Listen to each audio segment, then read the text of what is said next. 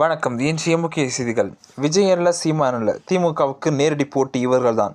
அதிமுகவை மட்டும் டார்கெட் செய்வது ஏன்? மேடையில் உதயநிதி கொடுத்த பவர்ஃபுல் பேச்சு. தமிழக அரசியல் தற்போது நிலவும் சூழலில் திமுகவுக்கு பிரதான எதிர்க்கட்சி அதிமுக தான் என்று அக்கட்சியின் இளைஞரணி செயலாளரும் துணை முதலமைச்சருமான உதயநிதி ஸ்டாலின் தெரிவித்துள்ளார். அண்மை காலமாக தமிழக அரசியல் பலரின் புதிய கட்சிகள் மற்றும் கூட்டணிகள் உருவெடுத்தாலும் களத்தில் திமுகவுடன் நேரடியாக மோதும் வலிமை அதிமுகவுக்கு இருப்பதாக அவர் சுட்டிக்காட்டியுள்ளார்.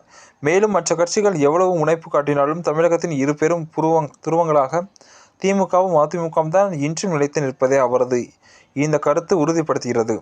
அதிமுகவில் நிலவும் உட்கட்சி பூசல் மற்றும் பிளவுகளை குறிப்பிட்டு பேசிய உதயநிதி ஸ்டாலின், எதிர்க்கட்சி என்ற தகுதியை அவர்கள் தக்க வைத்துக் கொள்வதில் பல்வேறு சவால்களை சந்தித்து வருவதாக கூறினார். இருப்பினும் தேர்தல் களத்தை பொறுத்தவரை திமுகவின் கொள்கைக்கும் செயல்பாடுகளுக்கும் மாற்றாக மக்கள் பார்த்து அதிமுகவை தான் என்பதில் அவர் உறுதி செய்துள்ளார்.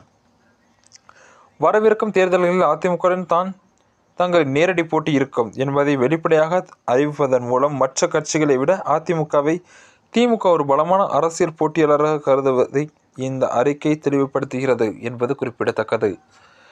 இது போன்ற காரசாரமான செய்திகளை உடனுக்குடன் தெரிந்து கொள்ள நமது நியூஸ் சேனலுடன் இணைந்திருங்கள்.